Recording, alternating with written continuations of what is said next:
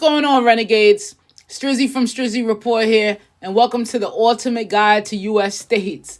Key facts and stats for all 50 of them. If you're considering moving, investing, or just curious about life in different states, you're in the right place. In this series, I'm breaking down all 50 states, from taxes and cost of living to the housing market to job opportunities. Whether you're an entrepreneur, retiree, or professional looking for a change, we've got the data you need to make informed decisions. Each video will focus on one state, giving you the inside scoop on what it's really like to live, work, and thrive there.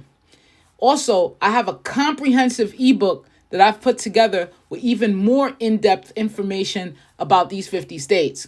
It's packed with more details on taxes, housing, charts, graphs, jobs, markets, crime rates, and more for every state. Just click the link in the description or pinned in the comment to get your copy today. Let's go.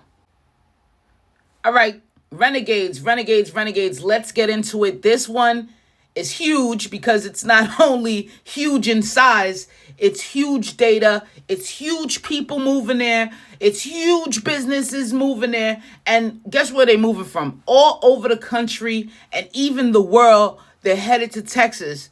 What does Texas have to offer? First of all, this is the Lone Star State. I've driven through Texas more times than I could count on 3 fingers. Okay, El Paso, Amarillo. Listen, I have the videos to prove it. I lived in Dallas for about 8 months.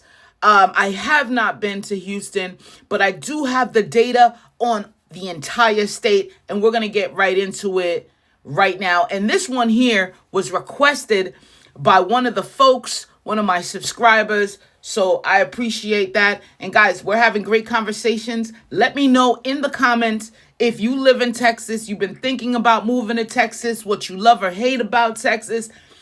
Without further ado, Renegades, let's go. The income tax in Texas is zilch, zero, no state income tax. That's what makes it attractive for business and individuals to move there. And we've seen the great migration after COVID, everyone leaving California. If everything shut down in a high expensive state like California, what do you think people are going to do? What do you think they're going to be left with? They've squeezed their bank accounts, right? They squeezed everything they have. Their 401k is drained, just sitting at home, locked indoors for the entire 3 years in California for COVID. After they get unlocked, guess what? I'm getting out of there. I'm moving up out of there. And Texas is a great state and a great choice. Let's see why. Let's continue going. Sales tax, 6.25% is state-based, but it can go up to 8.25 with local taxes in certain areas. Property tax, 1.68. That is higher than the national average with no state property cap. So there's no cap on state property tax. Corporate tax. Check this out. This is why these businesses are going there. This is why Austin is now the tech powerhouse. This is why it is now like the Silicon Valley of Texas. The corporate tax and franchise tax is 0.375% to 0.75% depending on your revenue. It's still lower than just the baseline. It didn't even reach 1 yet. It's not even 1%. It's less than 1%. So 0.375%, 0.75% is the lowest I've seen while doing these reports for you. Tax burden, they rank number 32, low tax burden, mainly due to no income tax. You see, ladies and gentlemen, how no income tax plays a huge part in your tax burden and if the state is affordable or not. The cost of living, they rank 22, close to the national average. It varies by city, though. The bigger the city you want to go, the bigger the amenities, the bigger the access, the bigger the economies. You're paying a little higher for those areas. And you know what areas, and we're going to get into it. Cost of living salary that's expected for a comfortable lifestyle in Big Boy, Texas, You know what? Big boy was Illinois. Let's call it big man Texas. Okay, this big man Texas. $48,000 to $55,000 for a comfortable lifestyle. Median home prices right now in the average in the state is $325,000. However, in Austin and Dallas, they're usually higher than that, and rural areas usually slightly lower than that. So the median is $325,000, and you know Austin has that boom, especially in real estate. So it's significantly higher than that in Austin and Dallas alone. What's the housing market looking like?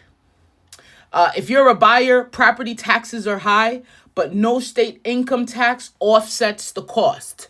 So it kind of balances itself out, but the property taxes are high. And remember, guys, there's no cap. If you're a seller, demand is strong, especially in major metro areas. So the demand is still strong in Dallas if you're a seller or a real estate investor. What's the climate? I've driven through there last month. I went through almost the entire spectrum of climates. There was an ice storm in Amarillo. I said that completely wrong during my video. And I'm going to give you a snapshot right there. There you go. You see me driving. There were so many accidents, truck drivers, everyone skidding off the road because they're not used to that in big man, Texas. So I went through the desert. I saw, went through the mountains on the west side, El Paso. It was warmer. So you could get a lot of different types of weather depending on where you are. It's such a huge state. The Gulf Coast is humid and tropical. The West Texas is dry and desert-like. And Central and North Texas, they are prone to tornadoes. And as I mentioned, ice storms as well. Let's go back to the best places to live in Texas. You're looking at Austin. Why? Because it's a tech hub, the live music, high growth. It's a young city. It's just a vibrant city. So people love that. Austin similarly reminds me of what Nashville wants to be.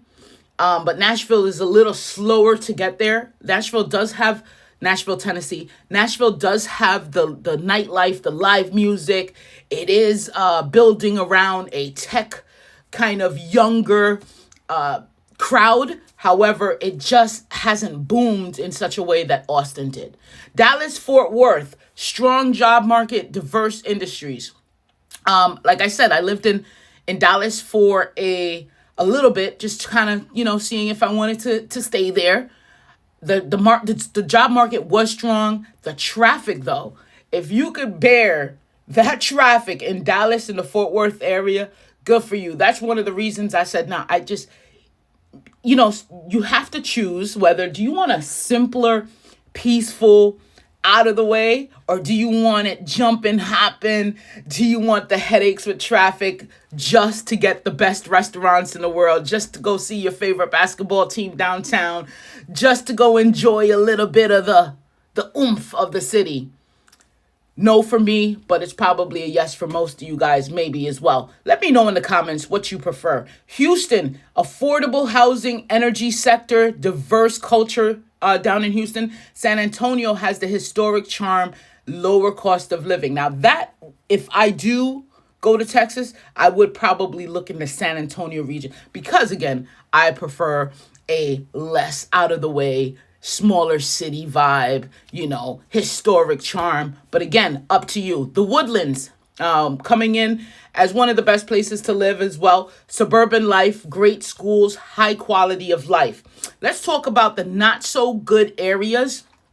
And again, this is all from data pulled. However, subjectivity, because again, I lived in Memphis. They said it was the worst area in the United States for crime, and the data suggested it. But I had the best time of my life in Memphis, right? And I'm looking for ways to get back there. So, excuse me, guys. So it's all subjective. It's not saying that you're going to, be a part of it, or you probably see it every day. I haven't seen any, right? So certain parts of Houston and Dallas, higher crime rates. Of course, it's a huge city. huge cities. South Texas border towns, you're dealing with economic struggles and crime concerns in the South Texas border towns. What are the job markets and industries in Texas? The top industries are technology, energy, of course, energy, oil and gas, aerospace, healthcare, agriculture, and logistics. Again, I believe Dallas is a hub for logistics, so that northern part of Texas, I believe, does well with logistics.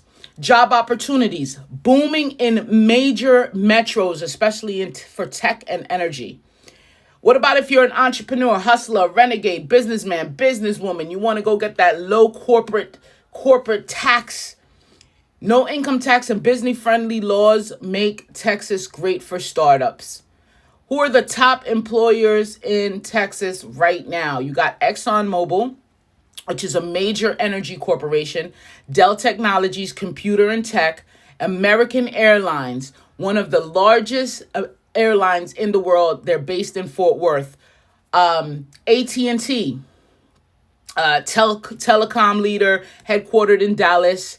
HEB is a top grocery chain, high-rated employer, and Texas Medical Center is the largest medical complex in the world.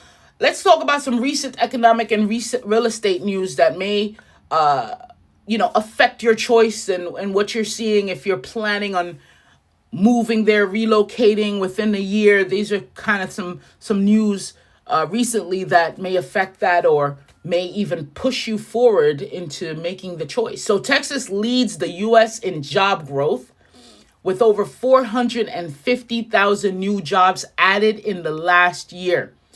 Austin's tech boom continues with Tesla and Samsung expanding operations there.